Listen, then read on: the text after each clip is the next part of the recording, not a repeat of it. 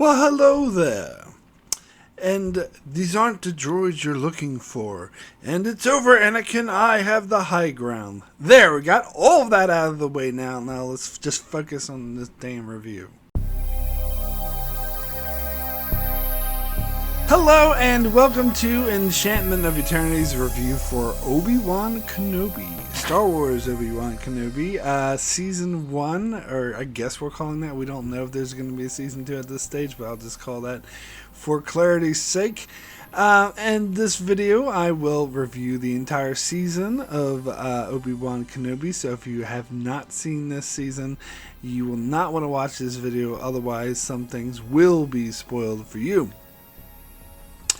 So, I talked a lot. If anyone's watched my reviews on Breaking Bad, there was this movie that came out on Netflix based off of Breaking Bad called El Camino that showed the events of what happened to the character Jesse Pinkman after the events of Breaking Bad, because his storyline was kind of left up in the air.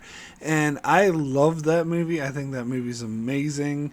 But when it first came out, there were a lot of critics asking the question, well, is this really necessary? Do we really need to do this? Is this just fan service? Is this necessary? Do we really need to see what happened to Jesse Pinkman?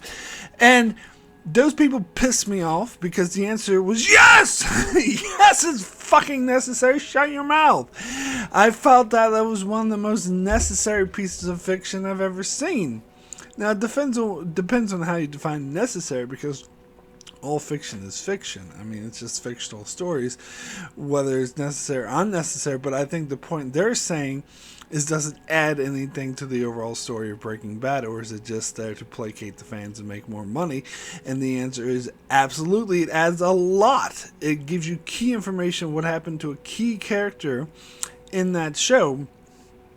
And that's something that couldn't be done in the Breaking Bad show itself, because it didn't need to end with the end of Walter White's story, because Walter White was the main character of Breaking Bad. It was his story, so the show needed to end with him.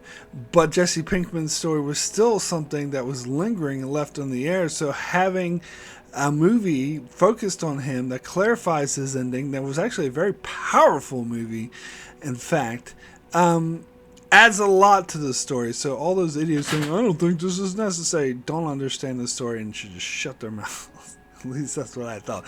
Now, why am I bringing this up now in the Obi-Wan Kenobi review? Because I'm asking myself the same question, is this necessary? And I'm coming to a different conclusion than I did with El Camino, and that, no, this show is not necessary. Now, again, that's kind of, fiction is fiction. It doesn't really matter if it's necessary or not. If people take enjoyment out of watching this show, you know, more power to them. I'm sure Disney loves making the money off of it. And I enjoyed the show too, don't get me wrong. I'm not saying it was a bad show. But I don't feel like it adds enough to the story of Star Wars to be completely necessary.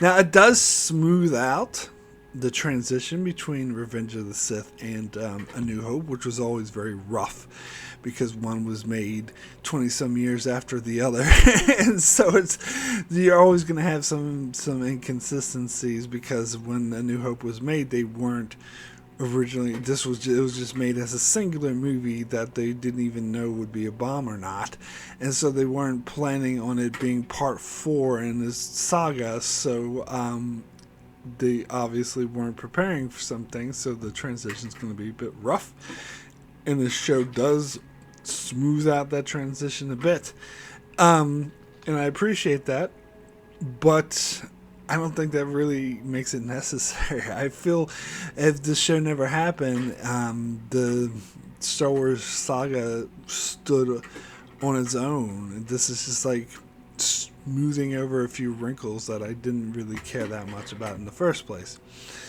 Now, and here's the other thing my conclusion, ultimate conclusion I've come from this show, is that I feel like, and this of course is just my opinion, but I feel like 80% of the show is dependent on nostalgia.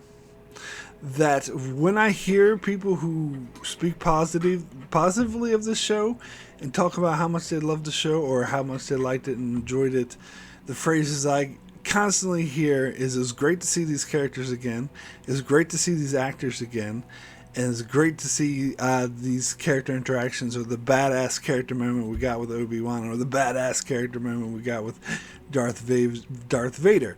So, of course, the common theme around all that is nostalgia, basically. That I have a very strong feeling that if somebody had never seen any Star Wars property ever, and they go and they watch the show, they'd just be like, they'd be underwhelmed. They'd be like, it's okay, I guess.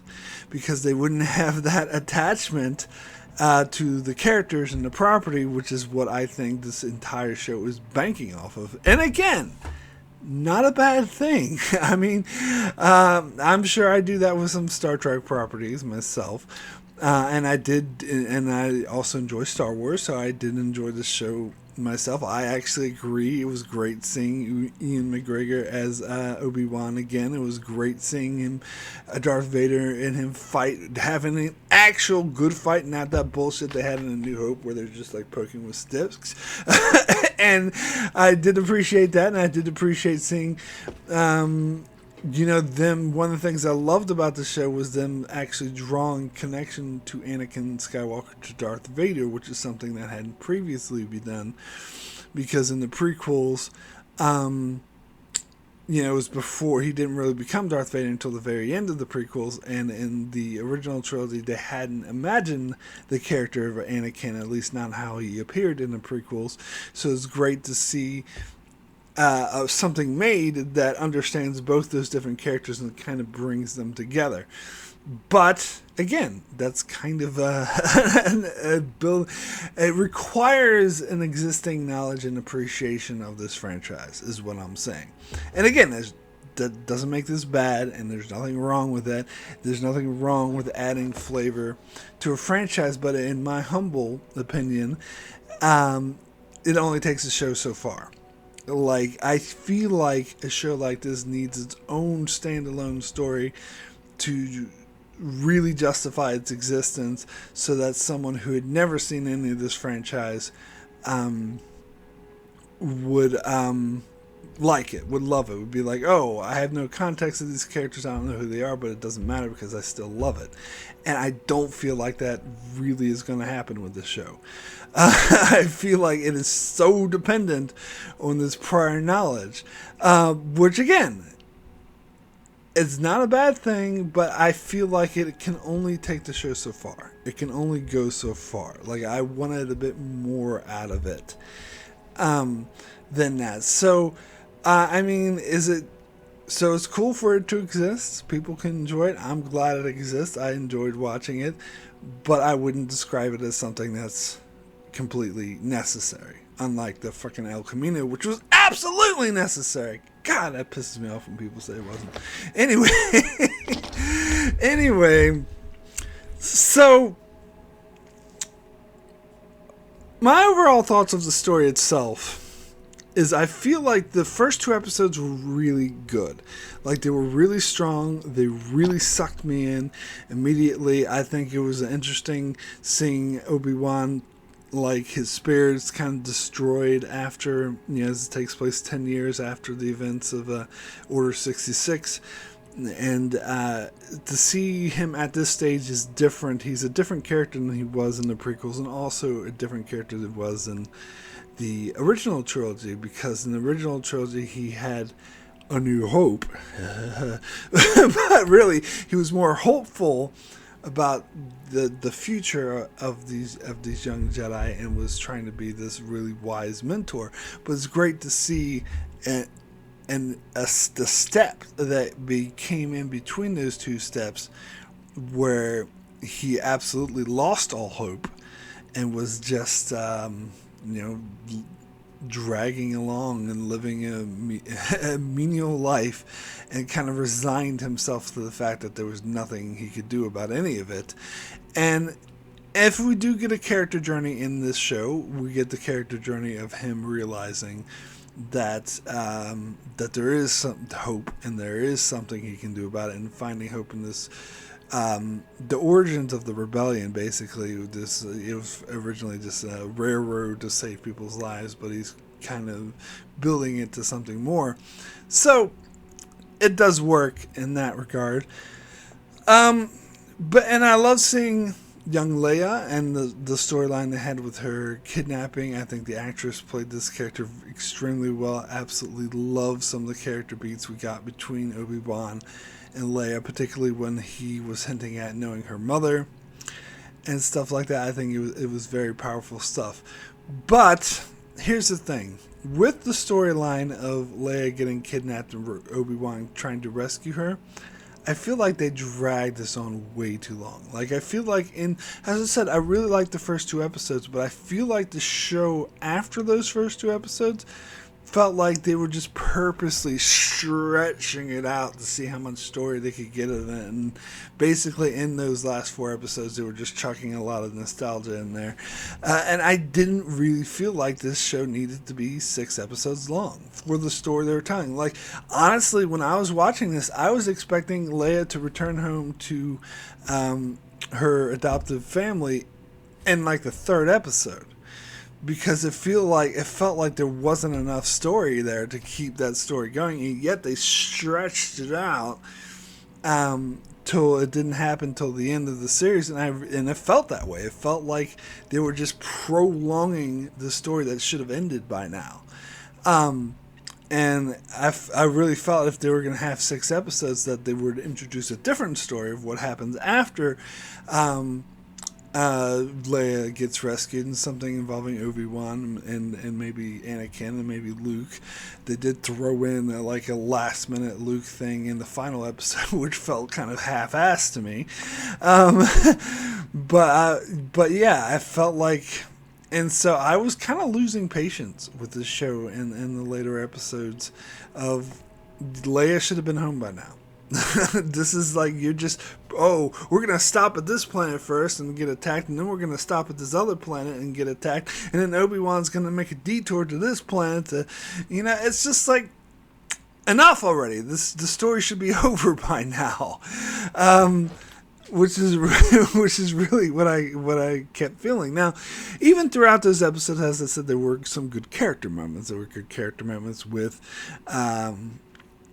and like episode 3 and 4 of Obi-Wan talking with Leia about Padme and stuff like that, and Leia sort of identifying with sort of showing just how even at that young of age that she was a very strong, independent woman, and her sort of growing into that role as well, and Obi-Wan being kind of a role model for that.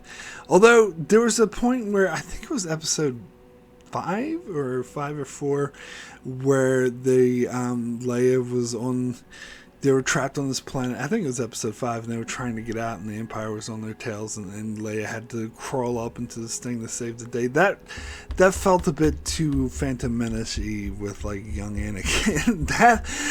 And plus this had her droid was like all evil and red, and all she had to do was like tap it, and it was fine again. It's like that was so like yeah, that felt a bit anticlimactic there. But then there were other characters we met along the way, like Alaria Sand. I can't remember her, whatever her character name was. It was an interesting character who worked for the Empire, but started to realize how evil. Didn't know how evil they were when she first signed up, and started to realize that, and became kind of like a traitor working with the underground. Like, that was a really strong character, and I felt her death was really powerful. Like, it really affected me. I thought that was a good story arc for her. It was actually that whole episode, even though I do stand by my statement that they dragged the story out too long, I think that whole 5th episode was really exciting, of them being trapped in this corner and Obi-Wan trying to, use his powers to get them out of there. Although, one thing that did annoy me about that episode is when Third Sister kind of arrested Obi-Wan or captured him and just said, let me just put you in this room over there, and he easily escapes from it. Like, That felt like a bit of a cliche for me. But, and okay, so let me talk about Third Sister now.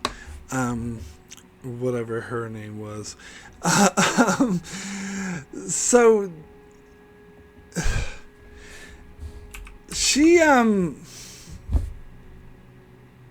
don't know if I like this character's story arc. I don't think it quite worked for me. Because they were hinting at it in the very first episode with, Reva, that's her name. Okay. They were hinting at in the very first episode that she, was this youngling. And then we find the reveal in the fifth episode that she was there, and her whole stock was to try to get revenge on Anakin. And it also reveals that that's how she knew Anakin was Darth Vader, because she reveals this to Obi-Wan. This is how he finds out, and it was interesting for them to know. But I don't think this storyline worked. I think her whole storyline, it didn't work for me.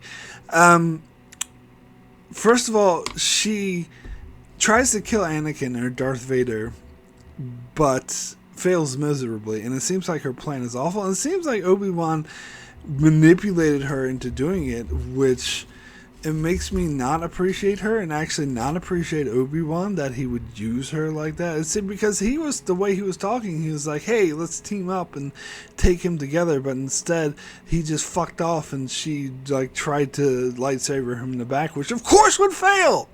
And so when Darth Vader just easily defeats her, it felt very anticlimactic. It made me feel like this whole storyline was a complete and giant waste of time.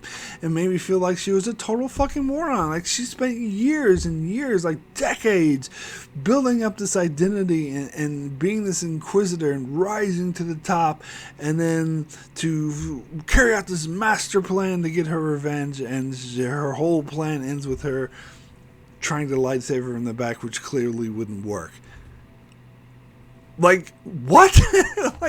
Come on, if you're going to spend decades and decades of throw your entire life away to accomplish one thing and then give no thought on how that one thing is going to be accomplished, you are an idiot, and I don't care about you.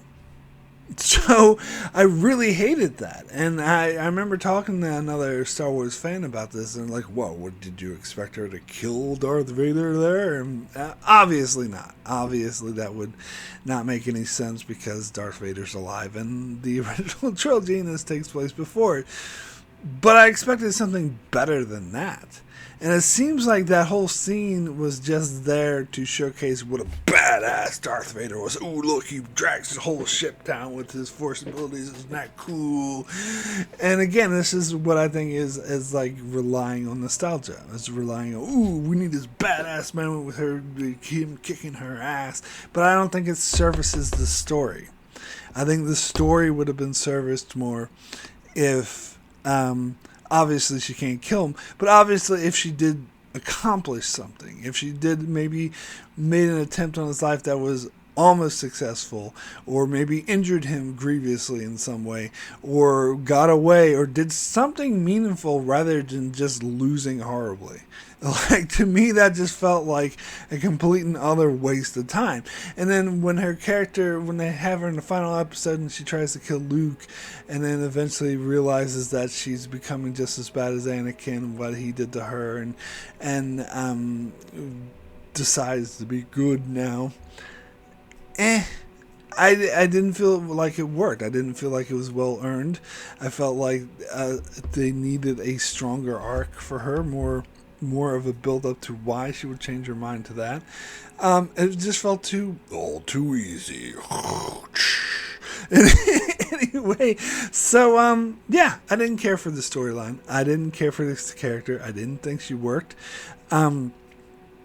Now, would I want to see more of her in the future? Sure, I wouldn't be opposed to that, because they've gotten her to a point, and she was an interesting enough character with a lot of personal conflicts that would be interesting. If they could write her correctly in the future, I'd be really open to it, but I don't think they wrote her correctly in this show. I think they kind of botched it a bit, to be perfectly honest.